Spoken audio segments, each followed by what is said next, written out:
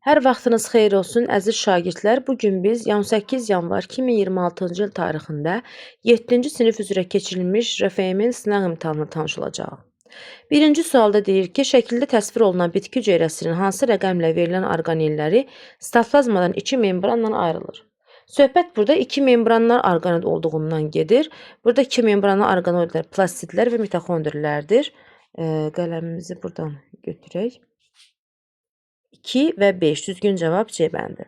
Çiçəkli bitkinin nömrələnmiş hissələrlə bağlı yanlış fikir müəyyən edin. 1 çiçək, 2 yarpaq, 3 gövdədir. Birinci hissədə həm meyvə, həm də toxuma başlanğıc verən hissəyə rast gəlinir. Bəli, erkəkcik və dişiciyə rast gəlinir, düzdür. İkinci hissənin əsas funksiyası fotosintez və buxarlanmadır. Bəli. Üçüncü hissədə kök və yarpaqları bir-birinə əlaqələndirir, düzdür. Çünki həmçinin bitkinin digər hissələrini özündə saxlayır. Dördüncü hissənin əsas funksiyası ehtiyat qida maddəsi toplamaqdır. Xeyr. Əsas funksiyası bitkini torpağa bərk etmək və lazım olan su və mineral maddələri sovurmaqdır. Ehtiyat qida maddəsini toplayan bitkinin biz yarpaqlarını və eyni zamanda meyvəsini də misal göstərə bilərik. Başqa halda isə biz deyə bilərik ki, kökün şəkil dəyişməsi olan meyvə kökləridir, kök yumrularıdır ki, bəli, onlar ehtiyat qida maddəsi orada toplanır və bitkinin kökün şəkil dəyişmələrinə aid olduğu üçündür. Üçüncü sualda deyir ki, ətirşah bitkisində təsvir edilən çoxalma formasında istifadə edilən orqan növünün yeraltı şəkil dəyişməsi deyil. Ətirşah bitkisi otaq bitkisidir. Eyni zamanda bunun da istifadə olunan hissəsi köküdür. Kök şəkil dəyişməsindən söhbət gedir. Birinci soğanaqdakı soğanaq bu xeyr gövdə şəkil dəyişməsidir. Çayırdakı kökümsov gövdə şəkil dəyişməsidir. Kartofdakı yumru gövdə şəkil dəyişməsidir. Georgindəki yumru isə kökün şəkil dəyişməsidir. KLM müvafiq olaraq dişicik, yumurtalıq və yumurtacıq sayı olarsa, hansı qrafik qarğıdalı bitkisinə aid edilə bilərdi? Qarğıdalı bitkisində yumurtalığın, dişiciyin və yumurtacığın sayları eyni olduğuna görə burada ən düzgün cavab B variantıdır ki, hər bir bu qrafika, bu diaqrama görə KLM bir-birinə bərabərdir. Sonra cədvəldə verilmiş fikirlərin düzgün ardıcıllığını göstərin. Noxud və çiyələk bitkisi sadə yarpaqlara malikdir. Xeyr, bunlarda üçər yarpaqdır, mürəkkəb yarpaqdır, bu getdi. Yasəmən gicitkən, yəni biz buna yazaq, yanlış, Y. Yasəmən gicitkən bitkilərin yarpaq düzülüşü qarşı-qarşıyadır, düzdür. Çayırın yeraltı şəkil dəyişməsi gövdədir, düzdür. Moruq və itburnu ot bitkilərinə aiddir, xeyr, kol bitkilərinə aiddir. Y, D, Y olacaq burada. Bir dəqiqə, yalan, doğru. Doğru, yalan, A variantı. 7-ci sualda nə deyir bizə? Yarpaq hüceyrəsində 16 xromosomlu olan bitkinin bir toxumlu meyvəsi əmələ gələrkən, mayalanmada iştirak edən yumurta hüceyrə və bütün hüceyrələrin xromosom sayı neçə olar? Əgər bizə veribsə ki, yarpaq hüceyrəsində xromosom sayı 16-dır, demək ki, bunun somatik sayı 16-dır. O zaman yazırıq ki, 2n bərabərdir 16, n də bərabərdir 8-ə. Və yumurta hüceyrənin deməli miqdarı 8-dir və bütün hüceyrələr deyirsə, yəni söhbət mayalanmadan getdiyi üçün, mayalanmada iştirak edən hüceyrələr hansılardır? 5n xromosom dəsti olandır. Yəni hansılardır? Demək, 2n yumurta hüceyrə, daha doğrusu mərkəz hüceyrə, n yumurta hüceyrə, 2 dənə də n spermatozoid, hansı ki bunlar da spermlər deyək də, yəni daha doğrusu 3n, 2n, 5n oldu. Ona görə biz mayalanmada iştirak edən hüceyrələr sayı 5n-dir. N tapmışıq 8, 5n-in də yerində, n-i gətirib yerinə 8 qoyduqda 5, 8-in 40 eləyir. Deməli, 8 və 40 olan diaqramı götürəcək, özdə hansı? K-mız olacaq 8, elimiz olacaq 40, A variantı. Məsələn, burada biz K-nı 40 veribdir, amma eli 8 verib, əks olaraq verib, çaşdırmaq üçün verib. Təbii ki, biz burada diqqət edirməliyik ki, tapdığımız yumurta hüceyrə K ilə işarə olunurdu. Amma bütün hüceyrələrin miqdarını isə ellə işarə etmiş olduq. Sonra, yalnız şəklə istinad edərək nömrələnmiş bitkilərin hansı və hansılarının meyvə əmələ gətirə biləcəyi fikrini irəli sürmək olar. Əgər biz şəklə baxıb deyiriksə, söhbət burada meyvə əmələ gətirməkdən gedirsə, demək çiçəkli bitkilərdən söhbət gedir. Hansında çiçək varsa onları götürəcəyi C variantı. 9-da deyir, canlı noxud toxumlarının cücərmə prosesinə müxtəlif amillərin təsirini araşdıran şagird ağzı açıq qabda aşağıdakı təcrübəni aparmış, lakin heç bir toxum cücərməmişdir. Birincidə temperatur 10 dərəcə, amma yaş pambıq qoymuşdur. Demək ki, bunda rütubət çatışmır. Özdəki, belə deyək də, daha doğrusu temperatur çatışmır. 10 dərəcə temperatur bunda aşağıdır, amma rütubət var. İkincidə isə burada temperatur var, amma pambığı quru qoyubdur. Amma demək ki, bunda artıq rütubət çatışmır. Burada düzgün cavab temperatur, rütubət C variantı olacaq. Verilmiş çoxalma forması ilə bağlı mütləq doğru deyil. Bu çoxalma forması nədir? Qeyri-cinsi çoxalma üsuludur, yəni yarpaq vasitəsilə çoxalmasıdır. İkinci bitki, yəni bu, genetik olaraq birinci bitkidən kəskin fərqlənir. Xeyr, niyə fərqlənməlidir? Çünki ikinci bitki birinci bitkinin hissəsindən əmələ gəlmişdir. Bu səhvdir. Bizdən də doğrunu istəyir, biz bunu götürəcəyik. Birinci və ikinci bitkilərin kök sistemləri eynidir. Bəli, çünki bunlarda hər ikisi də eyni kök olduğu, eyni bitki olduğu üçün bunlar da eynidir. 2 olan variant getdi. Avtomatik biz 2 olan variantları islah edirik. Sonra hər iki bitkidə kök sistemində mövcud olan kök sayı necə? Hər iki bitkidə kök sistemində mövcud olan kök sayı eynidir. Bəli, bu da düzdür. 3 olan variant da gedir. Bir valideyn üzr istəyirəm. Bizdən doğru fikri istəsə də mən burada artıq səhv etdim. Bu dəqiqə bunu buradan doğru fikri istəyir bizdən hörmətli şagirdlər. Üzr istəyirəm. İşarə etdiyim halda yenə yanlış rəqəmləri işarə edirəm. Demək, bir səhvdir. Doğru fikir istədiyinə görə bir səhvdir. Bir olan variantları sildik. Birinci və ikinci bitkilərin kök sistemləri eynidir. Xeyr. Bunların kök sistemləri eynidir desək, xeyr. Çünki burada artıq əlavə köklər əmələ gəlməyə başlayacaq. Çünki bu yarpaqdan əmələ gəlirsə, saçaqı kök sistemi də ola bilər. Buradan 2, üzr istəyirəm. Buradan 2 də getdi. 2 olan variantı da islah edirik. Qaldı eləcə bir valideyn fərdin iştirakı ilə gedir. Bəli, bu düzdür. İkinci bitki formalaşan zaman ilk olaraq gövdə bilavasitə birləşən köklər əmələ gəlmişdir. Bəli. Əlavə köklər gövdə və yarpaqdan inkişaf etdiyi üçün 4 və 5-i biz uyğun variant olaraq götürə bilərik. Canlıların daxili quruluşunu öyrənən elm sahəsidir. Söhbət burada anatomiyadan gedir. C variantı.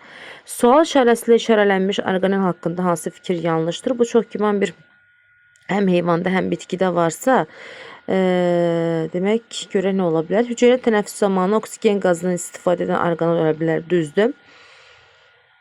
Fotosintez zamanı karbon qazından istifadə edən orqanel ola bilər. Xeyr.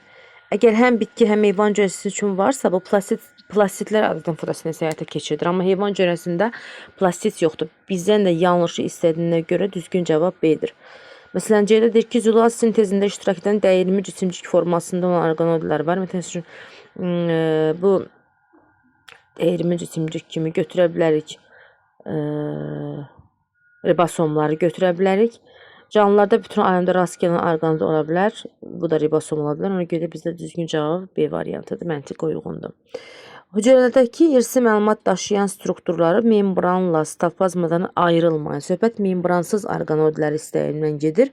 Burada da biz baxırıq ki, canlılar aləminə böyle bitkilər, göbələklər, bakteriyalar, heyvanlar. Düzgün cavab bu C bakteriyalardır ki, onların orqanelləri, membranlı orqanelləri yoxdur.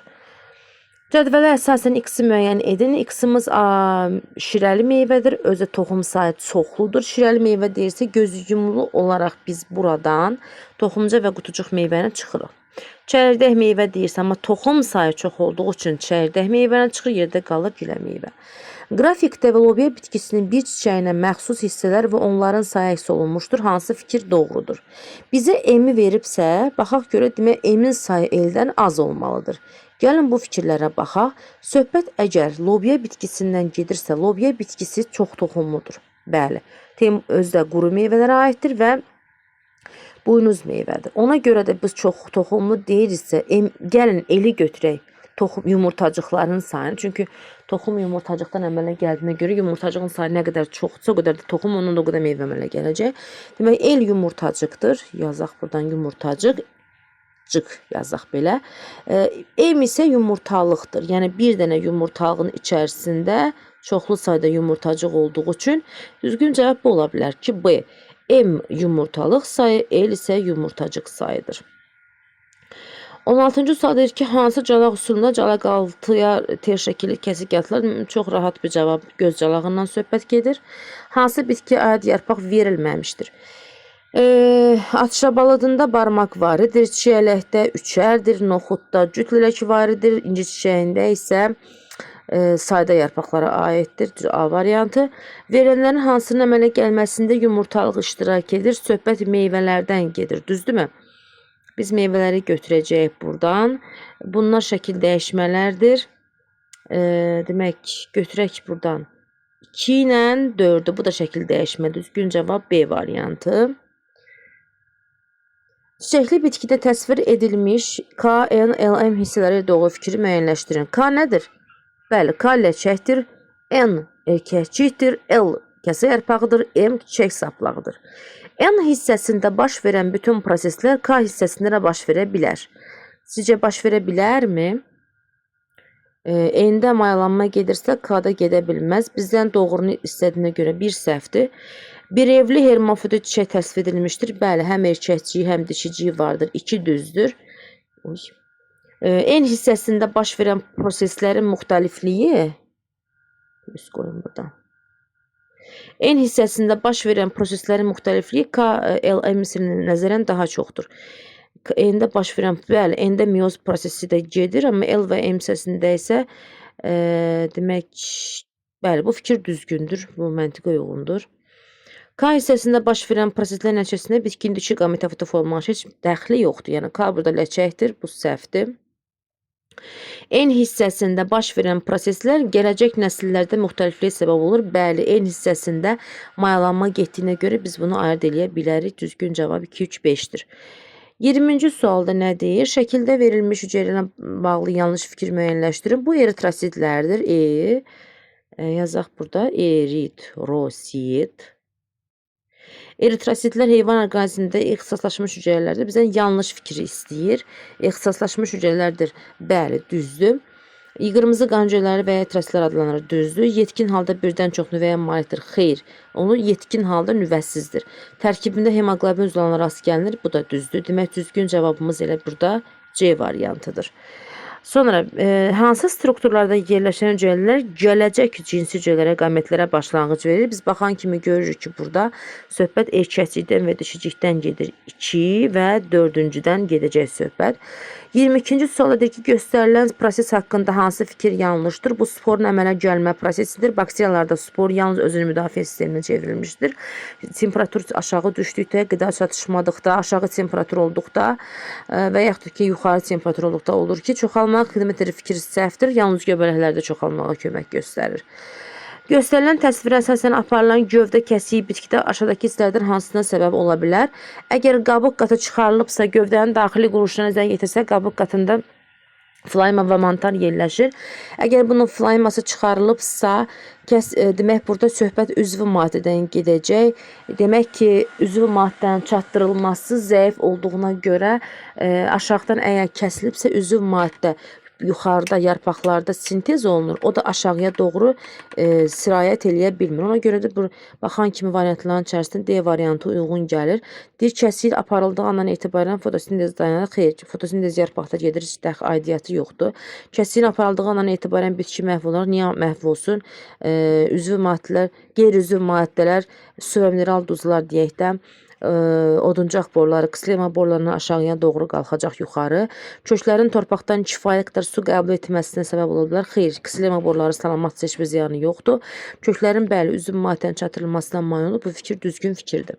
24-cü sualda hüceyrələrin faktiki ölçüsü 300 mikrometr, böyüdülmüş ölçüsü isə 1,5 cm olmuşdur. Bu mikroskopun böyütmə dərəcəsini tapın. Hörmətli şagirdlər, burada diqqət yetirsəniz, əgər tutaq ki, bizim xatırlaya bilmiriksə, həll edə bilmiriksə, 2 variantda 50 və 500 verib. Yəni, burada məntiqimizi işlədək. D variantını islah eləyək. Niyə? Çünki 200 alacaq bir cavab, bir aksioması yoxdur. Ya biz burada bunu bir-birinə vurub 450 ala bilərik, ya da bunu birin digərinə bölüb 50 ala bilərik. Amma necə? çevrilmə etməyimiz diqqətli lazımdır. O zaman belə edirik. Bizim 1 millimetrimiz bərabərdir demək 100 mikrometrə. Demək söhbət bu 300-dürsə, 300-də eləyəcək 3. Ölçüsü, daha doğrusu 0,3. Ölçüsü 1,5 santimetrdirsə, 1,5-i də çevirəndə eləyir 150. 150-ni də 0,3-ə böldükdə eləyir 50 mikrometr A variantı. Yəni bizim burada diqqət yetirəcəyimiz məsələlər çevrilmələrdir. 25-ci sualda deyir ki, uyğunluğu müəyyən edin. Yayılma üsulu heyvanlarla, küləklə və su vasitəsindən deyir. Heyvanlarla yayılırsa, demək söhbət burada at pıtrağıdır. Bir çox kobud yazacağım indi. Mən adətən belə yazıram bu cür misallarda. 1, 2, 3. Qələm olmadığı halda telefon üzərində işləyəndə vəziyyət bir qədər də bu cürünə xoşa gəlməz bir hal yaranır. Bu hissəni silək. Bunu biz buradan lövhə kimi işlədək. Yəni, yenə qələmimizi götürək, yazaq.